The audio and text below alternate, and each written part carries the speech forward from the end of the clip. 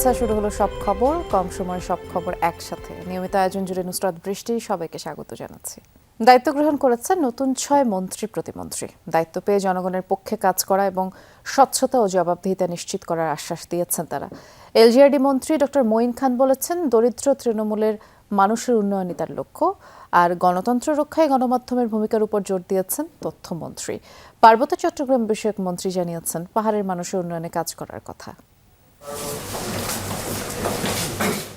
রাজনৈতিক পরিবারের সন্তান হিসেবে বাবার সূত্রে মন্ত্রিত্বের ঝাঁজ আগেই পেয়েছেন। সেই ধারাবাহিকতায় আন্দালিব রহমান এবার প্রথমবারের মতো পেলেন মন্ত্রিত্বের স্বাদ। তথ্যমন্ত্রীর দায়িত্ব গ্রহণ করে সচিবালয়ে বৈঠক করলেন মন্ত্রণালয়ের দপ্তর ও অধিদপ্তরের প্রধান ও কর্মকর্তাদের সাথে।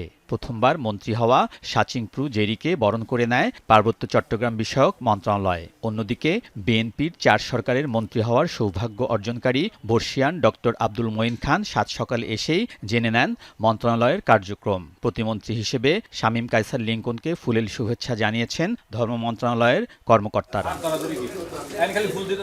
দায়িত্ব গ্রহণ করে 4 মন্ত্রী ও প্রতিমন্ত্রী কিভাবে মন্ত্রণালয় সামলাবেন এবং কোন কোন খাতে গুরুত্ব দিবেন জানান সেই লক্ষ্যের কথা। সরকার সব মানুষের সেবা করবে, এটা সত্যি, কিন্তু আমাদের মূল লক্ষ্য থাকবে কিন্তু সমাজের ভাগ্যাহত দরিদ্র যারা আন্ডার প্রিভিলেজ আমাদের তারা হবে প্রায়োরিটি। আমাদের মাথায় রাখতে হবে আমাদের কালচারাল ভ্যালুস, রিলিজিয়াস ভ্যালুস, আমাদের মুক্তিযুদ্ধের চেতনা থেকে আরম্ভ করে যা যা আছেন আমাদের গর্বের যে জায়গাগুলি, সেই জায়গাগুলিও যেন আমরা ইনট্যাক্ট রাখতে পারি, সেই দায়িত্ব আমাদের অনেকখানি। স্বীকার করতেই হবে যে সংবাদ মাধ্যম বা যে অত্যাচার বা যেভাবে গণতন্ত্রের মুখ বন্ধ করা হয়েছিল, অন্যান্য যা যাই আছেন সংবাদ মাধ্যমের মাধ্যমেই কিন্তু আমরা জানতে পেরেছি। হেলথ ট্যাক্সকে 90% জনগোষ্ঠী উপলব্ধি করতে হবে, 90% উপলব্ধিকে হেলথ ট্যাক্স উপলব্ধি করতে হবে এবং সবাইকে উপলব্ধি করতে হবে within state sovereignty first priority, এখানে নো কম্প্রোমাইজ সেটা নিয়ে। প্রথিতযশা ওলামায়ে কেরাম যারা আছেন,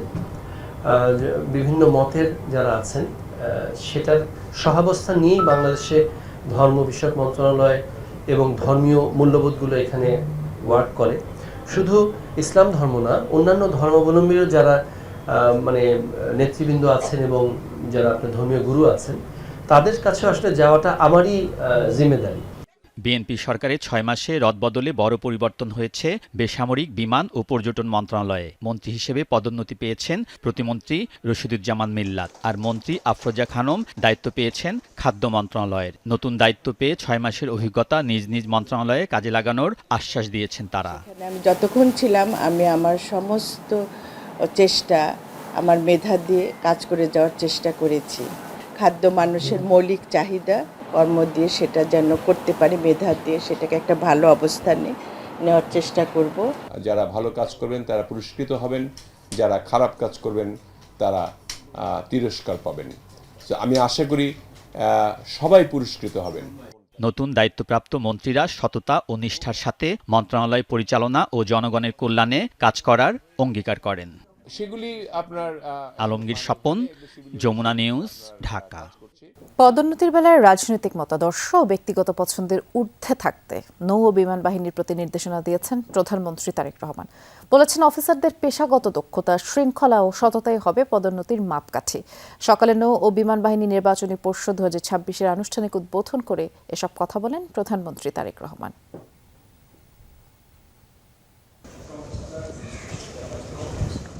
সকালে ঢাকা সেনানিবাসে বিমান বাহিনী সদর দপ্তরে যান প্রধানমন্ত্রী তারেক রহমান। প্রধানমন্ত্রীকে স্বাগত জানান সেনা, নৌ ও বিমান বাহিনী প্রধান। প্রধানমন্ত্রী তারেক রহমান শুভেচ্ছা বিনিময় করেন নৌ ও বিমান বাহিনীর ঊর্ধ্বতন কর্মকর্তাদের সঙ্গে। প্রধান অতিথি হিসেবে প্রধানমন্ত্রী তারেক রহমান আনুষ্ঠানিক উদ্বোধন করেন নৌবাহিনী ও বিমান বাহিনী নির্বাচনী পর্ষদ 2026-এর। এই পর্ষদে বাংলাদেশ নৌবাহিনী ক্যাপ্টেন কমান্ডার, লেফটেন্যান্ট কমান্ডার এবং বিমান বাহিনী গ্রুপ ক্যাপ্টেন, উইং কমান্ডার ও স্কোয়াড্রন লিডার পদবীর যোগ্য কর্মকর্তারা পরবর্তী পদোন্নতির জন্য বিবেচিত হবেন। এ সময় প্রধানমন্ত্রী তারেক রহমান 1971-এ স্বাধীনতা যুদ্ধে সকল শহীদদের স্মরণ করেন। বলেন, সশস্ত্র বাহিনীর সকল বীর সেনানীর আত্মত্যাগ জাতি কৃতজ্ঞ চিত্তে স্মরণ করবে। এ সময় পদোন্নতির জন্য রাজনৈতিক মতাদর্শ ও ব্যক্তিগত পছন্দ অপছন্দের ঊর্ধ্বে থেকে কর্মকর্তাদের পেশাগত দক্ষতা, নেতৃত্বের গুণাবলী, শৃঙ্খলা ও দূরদর্শিতার উপর গুরুত্ব আরোপ করেন প্রধানমন্ত্রী। প্রধানমন্ত্রী বলেন, দেশের স্বাধীনতা ও সার্বভৌমত্ব রক্ষার পাশাপাশি অভ্যন্তরীণ শান্তি শৃঙ্খলা, স্থিতিশীলতা ও দুর্যোগ মোকাবেলায় বেসামরিক প্রশাসনকে সহায়তায় গুরুত্বপূর্ণ অবদান রাখছে নৌ ও বিমান বাহিনী। নির্বাচনী পর্ষদ সূচনার আগে প্রধানমন্ত্রী তারেক রহমান নৌবাহিনী প্রধান খন্দকার মিসবাউল আজিমকে অ্যাডমিরাল র্যাঙ্ক ব্যাজ পরিয়ে দেন। পরে প্রধানমন্ত্রী বিমান বাহিনীর বিভিন্ন গুরুত্বপূর্ণ অপারেশনাল স্থাপনা পরিদর্শন করেন। নিজস্ব প্রযুক্তিগত সক্ষমতায় আধুনিক উড্ডয়ন ব্যবস্থা প্রস্তুতকরণ বাংলাদেশ বিমান বাহিনীর গবেষণা, উদ্ভাবন ও প্রযুক্তিগত আত্মনির্ভরতার ক্ষেত্রে গুরুত্বপূর্ণ অগ্রগতি হিসেবে বিবেচিত হবে বলে আশাবাদ ব্যক্ত করেন প্রধানমন্ত্রী তারেক রহমান। সাইফুদ্দিন রবিন, যমুনা নিউজ, ঢাকা। বঙ্গভবনে নবনির্বাচিত রাষ্ট্রপতি মির্জা ফখরুল ইসলাম আলমগীরের প্রথম কর্মদিবস। গার্ড অব অনার সহ বিভিন্ন আনুষ্ঠানিকতার মধ্য দিয়ে দিনের কার্যক্রম শুরু করেন 23তম রাষ্ট্রপতি এবং এর আগে বেলা 11টায় হেয়ার রোডের সরকারি বাসভবন থেকে বঙ্গভবনে পৌঁছালে অশ্বারোহী দল তাকে আনুষ্ঠানিক অভ্যর্থনা জানায়।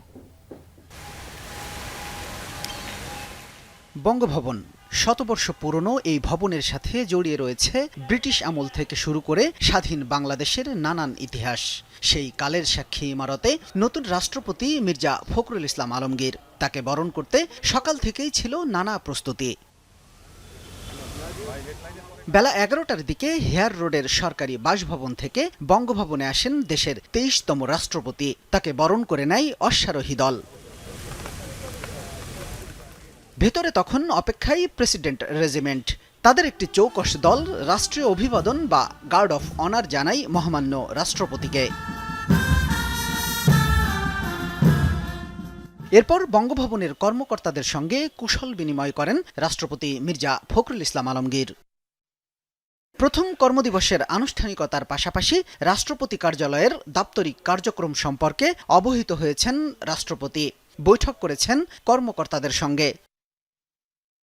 শামীম রেজা, যমুনা নিউজ, ঢাকা। সাংবিধানিক প্রক্রিয়া অনুসরণ করে যথাসময়ে অনুষ্ঠিত হবে সিটি, পৌরসভা সহ স্থানীয় সরকারের 5 ধাপের নির্বাচন, জানিয়েছেন নতুন এলজিআরডি মন্ত্রী ডক্টর আব্দুল মঈন খান।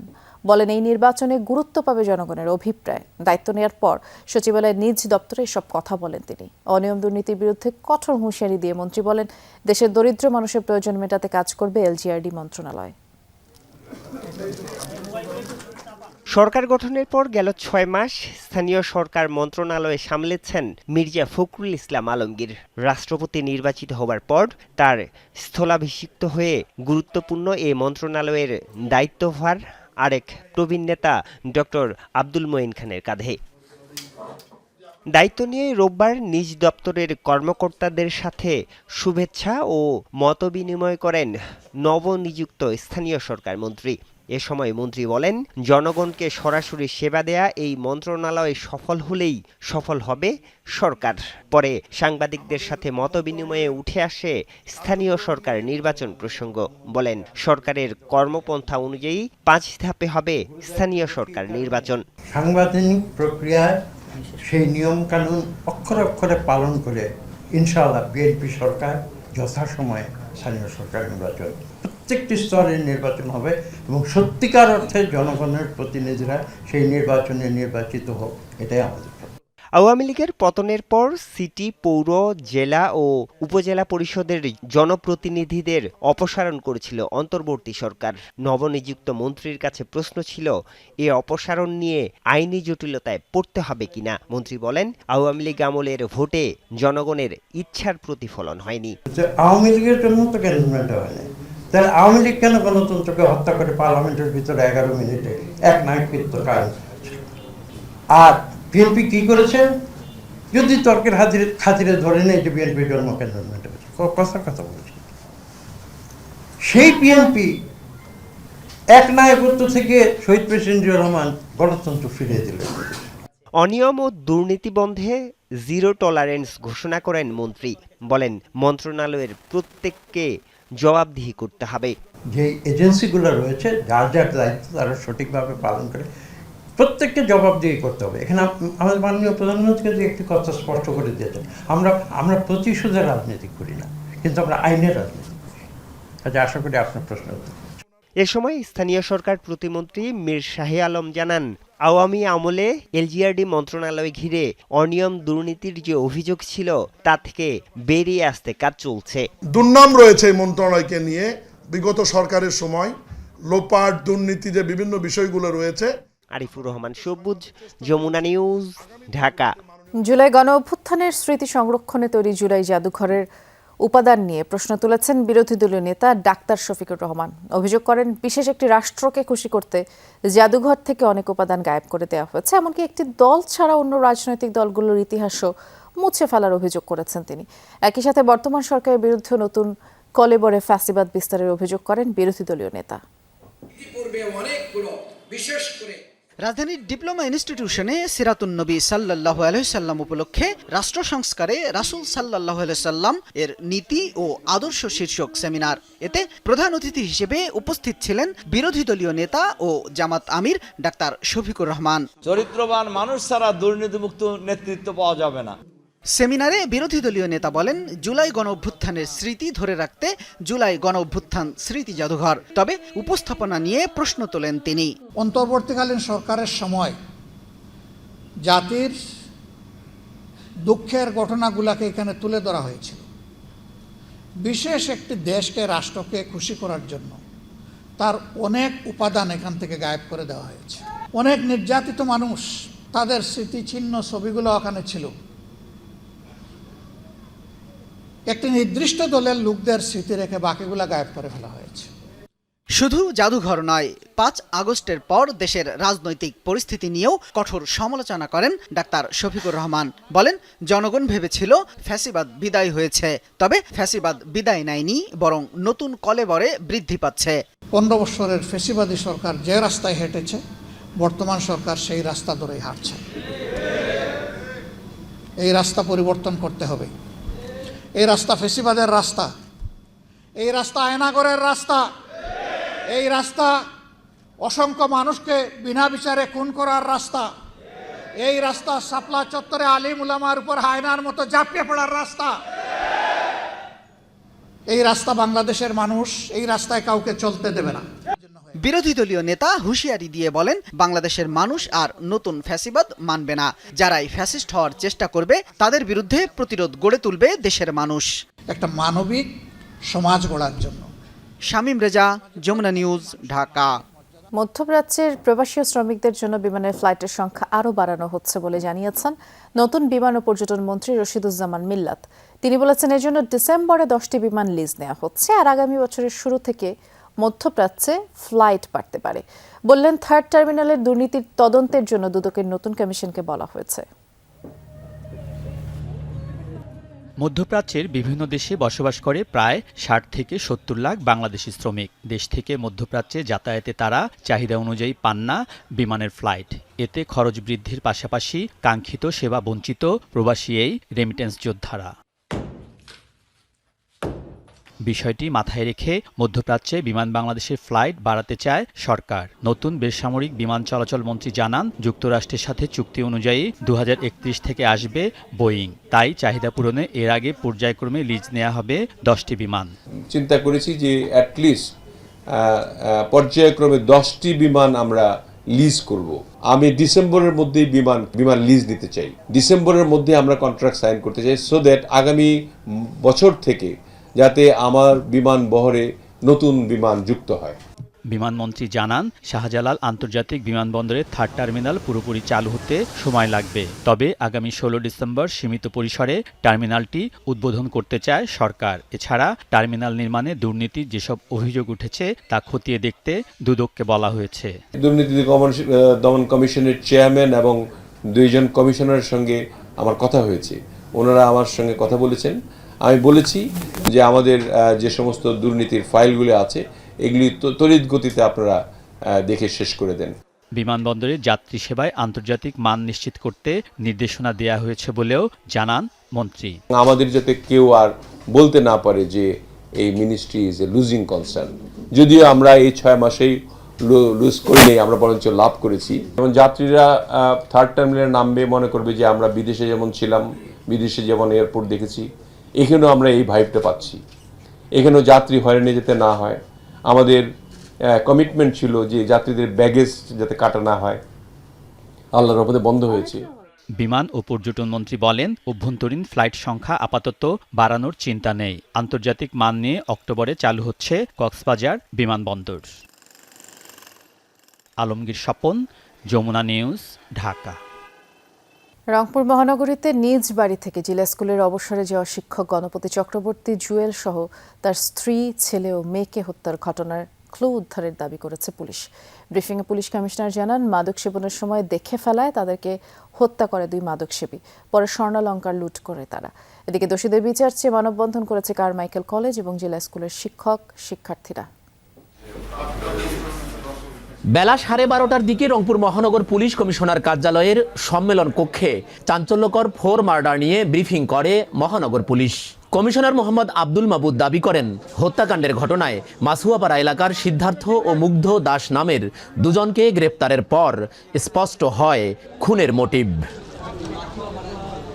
কমিশনার জানান, প্রাথমিক জিজ্ঞাসাবাদে জানা যায় শিক্ষক গণপতি চক্রবর্তীর ছাদে ইয়াবা সেবন করছিলেন সিদ্ধার্থ ও মুগ্ধ। তাদেরকে বাধা দিলে গলায় গামছা পেঁচিয়ে প্রথমে গণপতি চক্রবর্তীকে হত্যা করা হয়। টের পেয়ে এগিয়ে আসলে ছাদে শুকাতে দেয়া আরেকটি গামছা দিয়ে শ্বাসরোধে হত্যা করা হয় স্ত্রী প্রীতিলতাকেও। আসামিরা তাদের পরিচয় প্রকাশ না করার জন্য, সমাজে তাদের যেন পরিচয় প্রকাশ না হয়ে যায়, তাৎক্ষণিকভাবে ওই সারের গলায় যে গামছাটা ছিল সেই গামছা দিয়ে পেঁচিয়ে উনাকে সেখানে হত্যা করেন। প্রীতিলতা চক্রবর্তী ওরফে ভোলা এই ম্যাডাম উপরে আসার চেষ্টা করেন। উপরে আসার সময় পুরনো এটা গামছা পেঁচিয়ে উনাকে সিঁড়ির মধ্যে হত্যা করেন।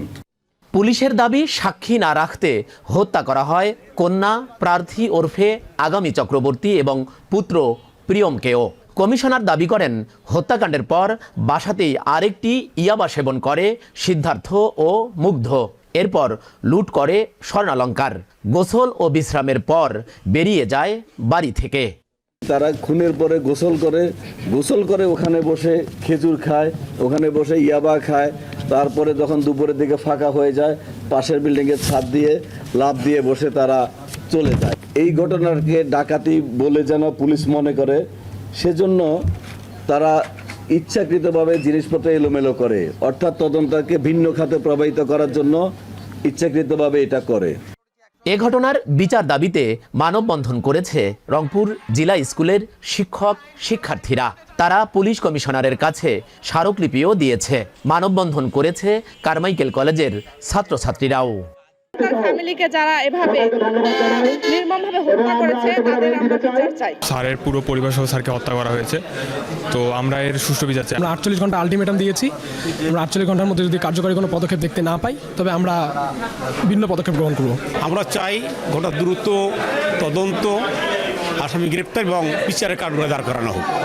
বৃহস্পতিবার ভোররাতে মাসুয়াপাড়ায় নিজ বাড়িতে খুন হন জেলা স্কুলের অবসরপ্রাপ্ত শিক্ষক গণপতি চক্রবর্তী, তার স্ত্রী প্রীতিলতা চক্রবর্তী, কন্যা কারমাইকেল কলেজ থেকে ইংরেজিতে মাস্টার্স পাশ করা আগামী চক্রবর্তী ও পুত্র জেলা স্কুলের 5ম শ্রেণী পড়ুয়া প্রিয়ম চক্রবর্তী। অবসরে যাওয়ার পর সমবায় মার্কেটে চেম্বার দিয়ে হোমিও চিকিৎসার প্র্যাকটিস করতেন গণপতি। সরকার, মাঝারুল মান্নান, যমুনা নিউজ, রংপুর।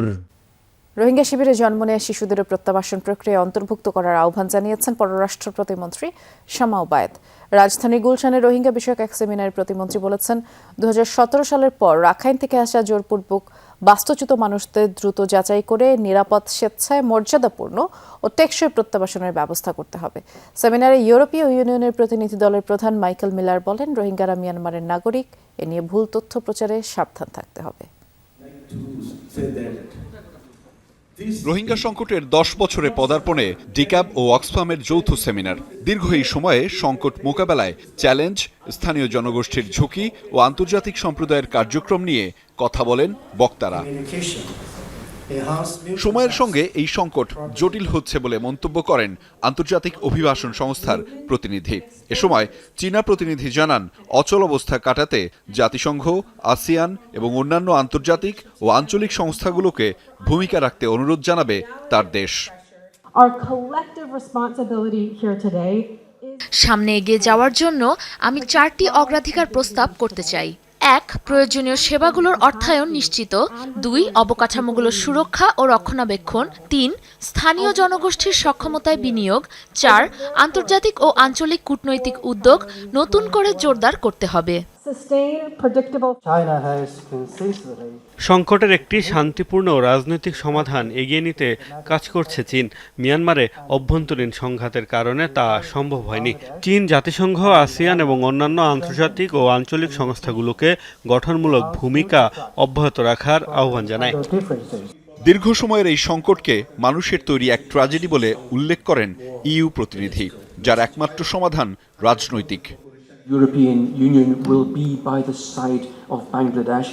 এই সংকটের সমাধান রাজনৈতিকভাবেই করতে হবে।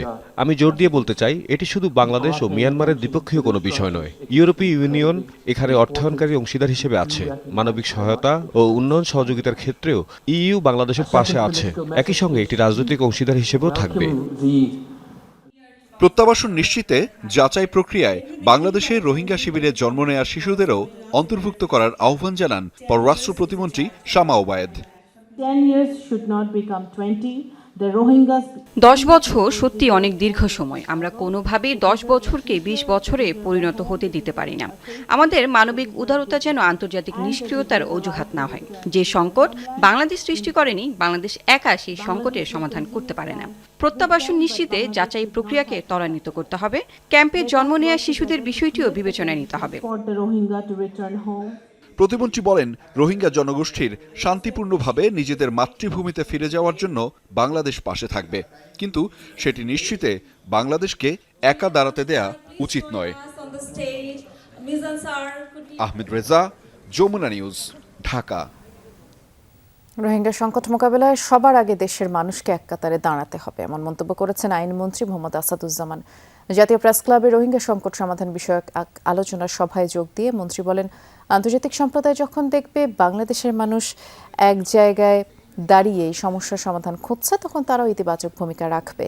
আইনমন্ত্রী জানান, এই সংকট মোকাবেলায় প্রধানমন্ত্রী তারেক রহমান একটি জাতীয় কমিটি গঠন করেছেন। দেশ বিদেশের বিশ্লেষকদের সাথে নিয়মিত যোগাযোগ করছে এই কমিটি। আর দেশের রাজনৈতিক দলগুলো এক প্ল্যাটফর্মে দাঁড়াতে পারলে সমস্যার দ্রুত সমাধান সম্ভব বলেও আশাবাদ ব্যক্ত করেন আইনমন্ত্রী।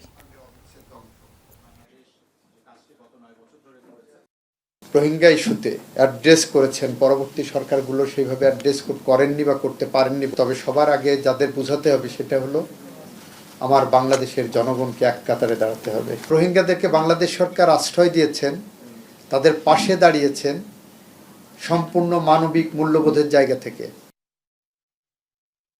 ঢাকার একাধিক বিদেশি দূতাবাস ইমেইলে হামলার হুমকিকে এই গুরুত্বের সাথেই নিয়েছে আইন শৃঙ্খলা বাহিনী। এর মধ্যে জাপান, চীন, তুর্কি, পাকিস্তান দূতাবাসের কর্মকর্তাদের সাথে বৈঠক করেছে সিটিটিসি ও ডিবি। তবে ডিবি প্রধান জানিয়েছে, আতঙ্কিত হওয়ার মতো কোনো তথ্য এখনো পাওয়া যায়নি।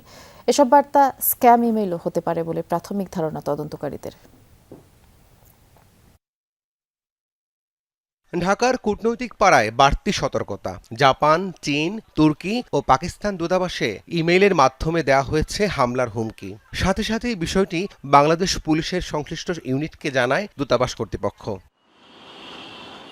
ঘটনাটি তদন্ত করছে ডিএমপির বিশেষায়িত ইউনিট সিটিটিসি, পাশাপাশি কাজ করছে ডিবি পুলিশ। বারিধারায় দূতাবাসগুলোর কর্মকর্তাদের সঙ্গে বৈঠকে নিরাপত্তা পরিস্থিতি নিয়ে আলোচনা করেন পুলিশের কর্মকর্তারা। বাংলাদেশে কর্মরত বিদেশি নাগরিকদের নিরাপত্তার বিষয়টিও গুরুত্ব পায়। ডিবি প্রধান জানান, চক্রটি বিকাশ নাম্বার দিয়ে চাঁদাও দাবি করেছে।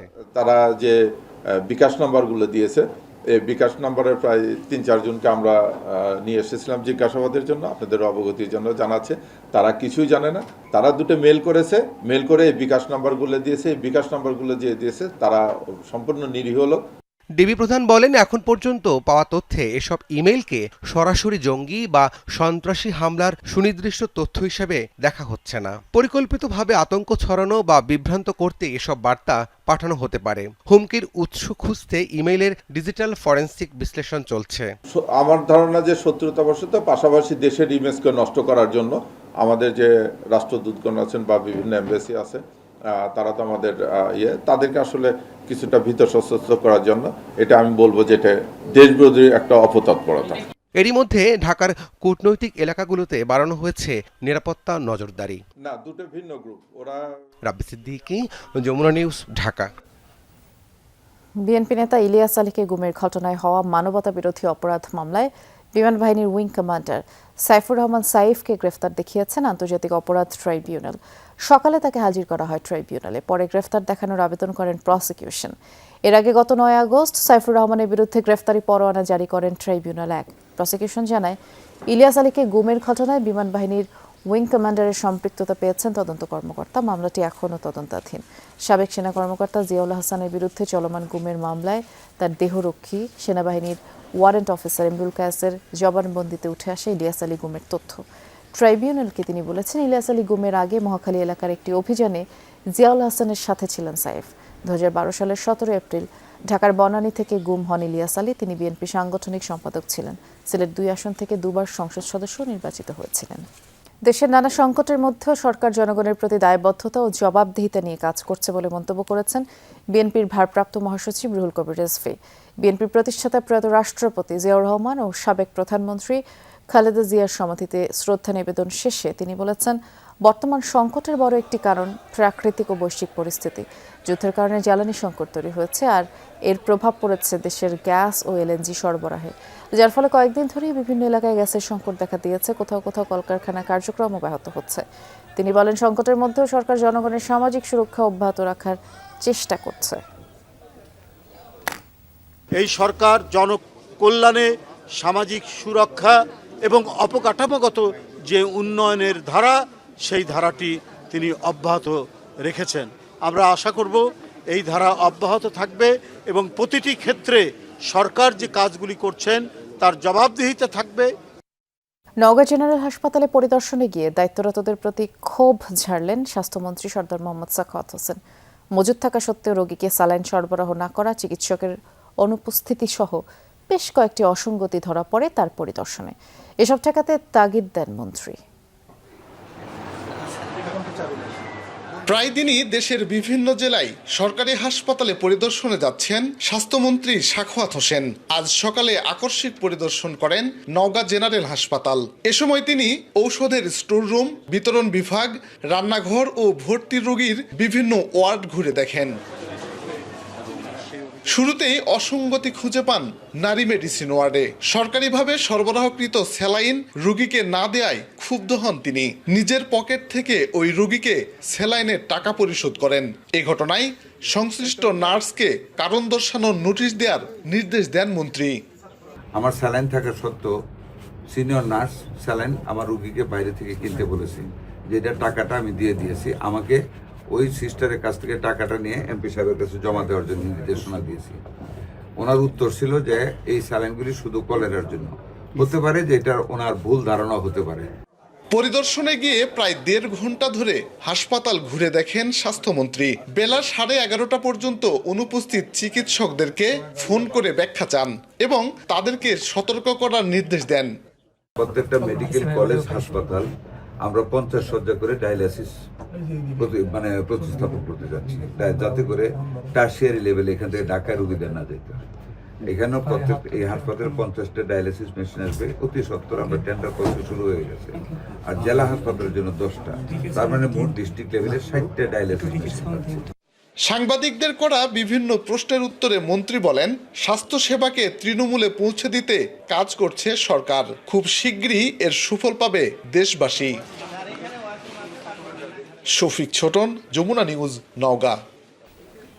ঢাকা মেডিকেল কলেজ হাসপাতালের অধ্যাপক ডাক্তার আসাদুর রহমান ও Anwar Khan modern medical college হাসপাতালের অধ্যাপক ডাক্তার আমিনুল হকের উপর হামলার মূল পরিকল্পনাকারী সহ 2 জনকে গ্রেপ্তার করেছে ডিবি পুলিশ।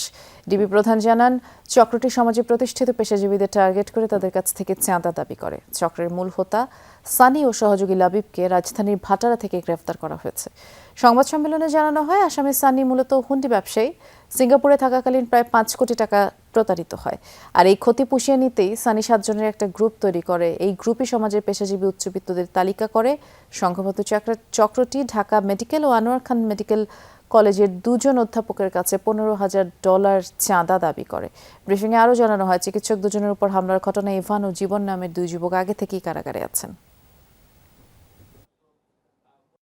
ইভানকে ব্যাপক জিজ্ঞাসাবাদে ইভান স্বীকার করে যে তারা একটি গ্রুপ আছে, যে গ্রুপ দেশের বিভিন্ন বর্ণাঢ্য ব্যক্তি, ধনাঢ্য ব্যক্তি এবং পেশাগত যে সমস্ত বড় বড় ব্যক্তি আছে তাদেরকে টার্গেট করে তাদের ঠিকানা জোগাড় করে, তাদের পেশাগত তথ্য সংগ্রহ করে এবং তাদের নিকট থেকে মোটা অঙ্কের টাকা দাবি করে। বাণিজ্যিকভাবে নবায়নযোগ্য জ্বালানির বিদ্যুৎ শিল্প গ্রাহকের কাছে পৌঁছাতে 10 বছর পর্যন্ত সঞ্চালন খরচে বিশেষ সুবিধা চান উদ্যোক্তা ও ব্যবহারকারীরা। যদিও বিতরণ সংস্থাগুলো উচ্চ মূল্যের গ্রাহক কমলে আর্থিক ক্ষতির শঙ্কা করছে, তবে ক্যাব বলছে সৌরবিদ্যুতের ট্যারিফ আরও কমানোর সুযোগ আছে। বিইআরসিকে ঘুষ দুর্নীতি বন্ধে পদক্ষেপ গ্রহণের তাগিদ দেয় সংগঠনটি। রোববার রাজধানী সেগুনবাগিচে গণশুনানির আয়োজন করা হয়। নবায়নযোগ্য জ্বালানি ভিত্তিক বাণিজ্যিক বিদ্যুৎ কেন্দ্রের উৎপাদিত বিদ্যুতের ট্যারিফ নির্ধারণে বাংলাদেশ এনার্জি রেগুলেটরি কমিশনের গণশুনানি। এতে বিদ্যুৎ বিতরণকারী সংস্থাগুলো নিজ নিজ প্রস্তাবনা তুলে ধরে। পরে বিইআরসির কারিগরি মূল্যায়ন কমিটি তাদের সুপারিশ ও মূল্যায়ন জানায়। শুনানিতে বলা হয়, ওপেন অ্যাক্সেস সুবিধায় বেসরকারি বিদ্যুৎ কেন্দ্রগুলো সরাসরি বাণিজ্যিক ও শিল্প গ্রাহকের কাছে বিদ্যুৎ বিক্রি করতে পারবে। তবে সরকারি গ্রিড ব্যবহারের জন্য ভোল্টেজ ভেদে প্রতি ইউনিটে প্রায় 1 টাকা 67 পয়সা থেকে 3 টাকা 65 পয়সা পর্যন্ত চার্জ দিতে হবে। নির্ধারিত ট্যারিফ 6 টাকা 48 পয়সা হলেও সরকারি সংস্থাগুলো এসব মার্চেন্ট প্ল্যান্ট থেকে মোট উৎপাদনের 20% বেশি বিদ্যুৎ কিনতে পারবে না। এদিকে বিদ্যুৎ সঞ্চালন ও বিতরণে সিস্টেম লসের হিসাব এবং উন্নত মিটারিং ব্যবস্থার আওতায় প্রতি ইউনিটে 5 পয়সা ইএমএস ফি রাখার প্রস্তাবও এসেছে।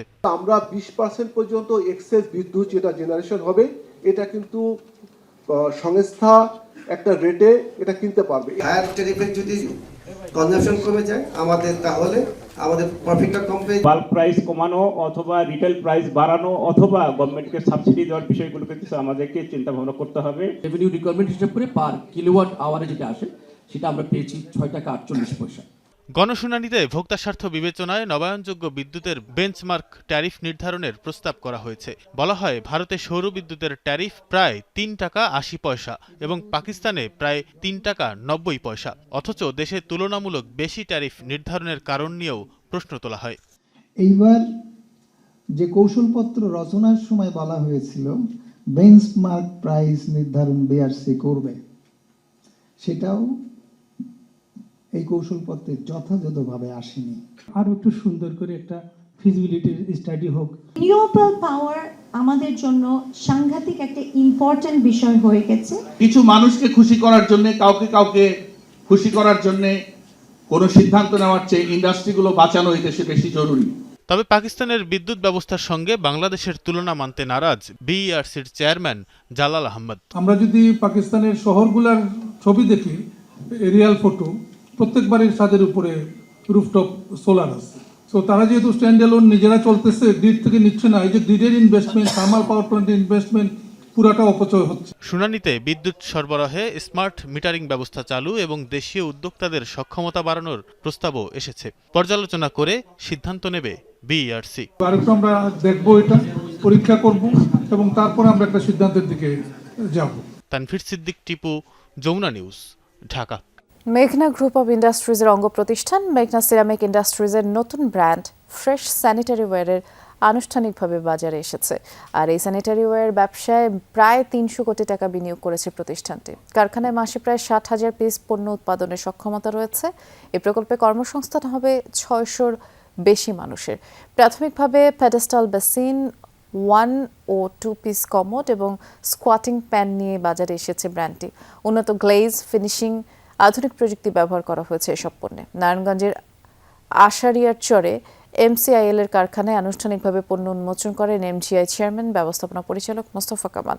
সিলেটে অনুষ্ঠিত হয়েছে ইউনাইটেড আই গ্যাস এলপিজি লিমিটেডের retail partners meet. Kushiara international convention হলে আয়োজিত অনুষ্ঠানে সিলেট অঞ্চলের 6 শতাধিক রিটেইল এলপিজি ব্যবসায়ী এতে অংশ নেন। অনুষ্ঠানে উপস্থিত ছিলেন প্রতিষ্ঠানটির CEO Harun Urtaz, CFO Osman Shalik, general manager ও head of sales Shawkat Osman Jamil সহ ঊর্ধ্বতন কর্মকর্তারা। এ সময় বক্তারা রিটেল ব্যবসায়ীদের সহযোগিতা ও অবদানের প্রশংসা করেন, পাশাপাশি ভবিষ্যতে পারস্পরিক সহযোগিতা, যৌথ প্রবৃদ্ধি আরও জোরদারের প্রত্যয় ব্যক্ত করেন। কারিগরি শিক্ষা বাংলাদেশের সবচেয়ে অবহেলিত খাত।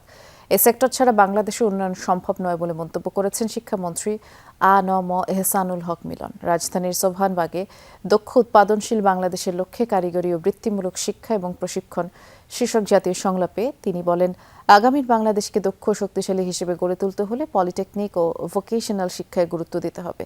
অথচ পলিটেকনিক ও ভোকেশনাল সেক্টরগুলোতে শিক্ষার্থী ভর্তি না হওয়ায় সিট খালি থাকছে, যার ফলে বিশাল জনগোষ্ঠীর কোনো কারিগরি দক্ষতা নেই। উল্লেখ করে মন্ত্রী বলেন, দক্ষতা না থাকায় বিভিন্ন দেশে কাজের বিশাল সুযোগ হাতছাড়া হচ্ছে। শিক্ষামন্ত্রী বলেন, স্কিল ডেভেলপমেন্টে গুরুত্ব দিতে হবে, ভাষাগত দক্ষতা বাড়াতে হবে। আর এই 6 মাসে কারিগরি শিক্ষা কিছু দিতে পারেনি বলেও মন্তব্য করেন তিনি।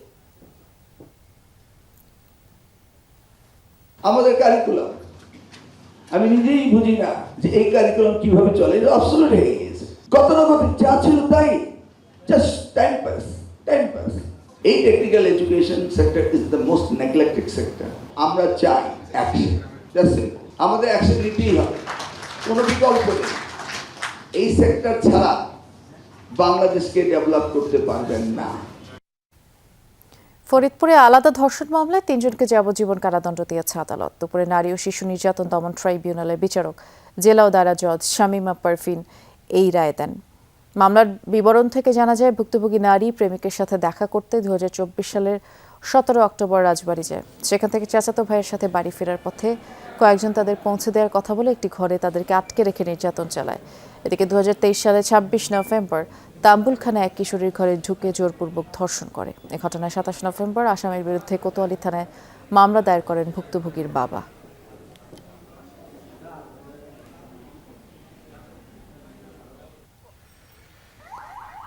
নারায়ণগঞ্জে ইসলামী যুব আন্দোলনের নেতা বুলবুল হত্যা মামলায় প্রধান আসামি শেখ সিফাত সহ 7 জনকে 10 দিনের রিমান্ড দিয়েছেন আদালত।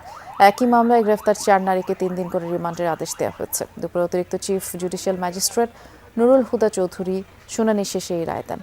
এর আগে আসামিদের আদালতে তোলার সময় নিহতদের স্বজন ও দলের নেতাকর্মীরা তাদের উপরে হামলা চালায়। মামলায় বলা হয়, গত বৃহস্পতিবার বন্দরের সালেনগর এলাকায় সন্ত্রাসী বাহিনীর হামলায় নিহত হন ইসলামী যুব আন্দোলনের নেতা জাহিদ আল আমিন ওরফে বুলবুল। এই ঘটনায় অভিযান চালিয়ে অস্ত্রসহ 11 জনকে গ্রেফতার করে পুলিশ।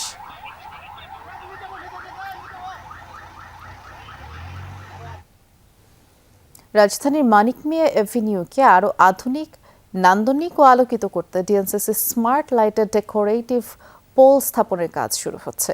বিকেলে মানিক মিয়া এভিনিউয়ে ডেকোরেটিভ পোল স্থাপনের কাজের উদ্বোধন করেন ঢাকা উত্তর সিটি কর্পোরেশনের প্রশাসক শফিকুল ইসলাম খান।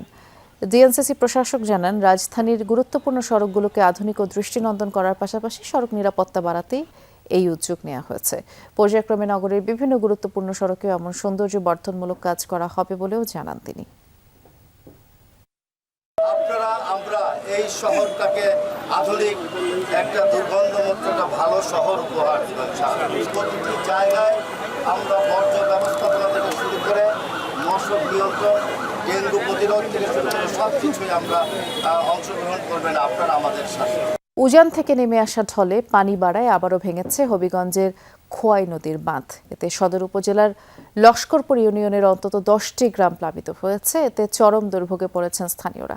স্থানীয়দের অভিযোগ, বাঁধ মেরামতের কাজে ধীরগতির কারণেই ফের এই পরিস্থিতির সৃষ্টি হয়েছে। এর আগে গত 9 জুলাই রাতে খোয়াই নদীর বাঁধ ভেঙে লস্করপুর ইউনিয়নের অন্তত 35টি গ্রাম প্লাবিত হয়। পরে পানি উন্নয়ন বোর্ড 88 লাখ টাকা ব্যয়ে বাঁধটি মেরামতের কাজ শুরু করে। তবে দীর্ঘ সময় পেরিয়ে গেলেও কাজ পুরোপুরি শেষ হয়নি। দ্রুত টেকসই বাঁধ মেরামত কাজ শেষ না হলে আরও বড় ধরনের প্লাবন ও ভোগান্তির আশঙ্কা করছেন ভুক্তভোগীরা। 5.8 মাত্রার ভূমিকম্পে কেঁপে উঠল জাপান। রোববার ভোরে টোকিও সহ দেশটির বেশ কয়েকটি শহরে এই কম্পন অনুভূত হয়। কর্তৃপক্ষ জানিয়েছে, কমপক্ষে 37 জন এতে আহত হয়েছে, যার মধ্যে 15 জনই টোকিওতে। তবে বেশিরভাগের অবস্থাই শঙ্কামুক্ত। ভূমিকম্পের পর কোনো সুনামি সতর্কতাও জারি করা হয়নি। জাপানের আবহাওয়া অফিস জানিয়েছে, ভূমিকম্পের উৎপত্তিস্থল দক্ষিণাঞ্চলের ইবারাকি প্রিফেকচার, আর গভীরতা ছিল ভূমি থেকে 70 কিলোমিটার গভীরে। সম্ভাব্য ক্ষয়ক্ষতির মাত্রা নিরূপণের জন্য এরই মধ্যে টাস্ক ফোর্স গঠন করেছে জাপান সরকার।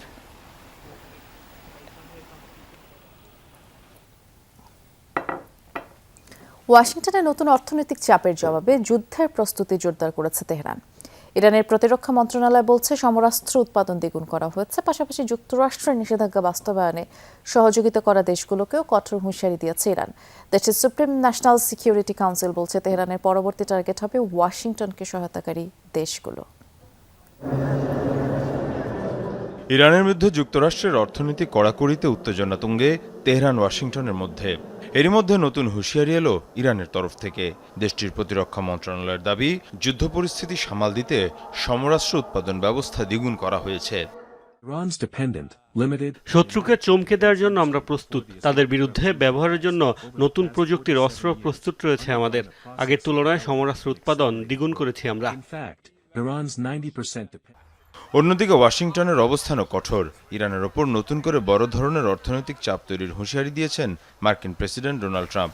তেহরানকে চাপে ফেলতে শুধু সামরিক নয়, অর্থনৈতিক পথেও চাপ বাড়ানোর কথা জানিয়েছে যুক্তরাষ্ট্র।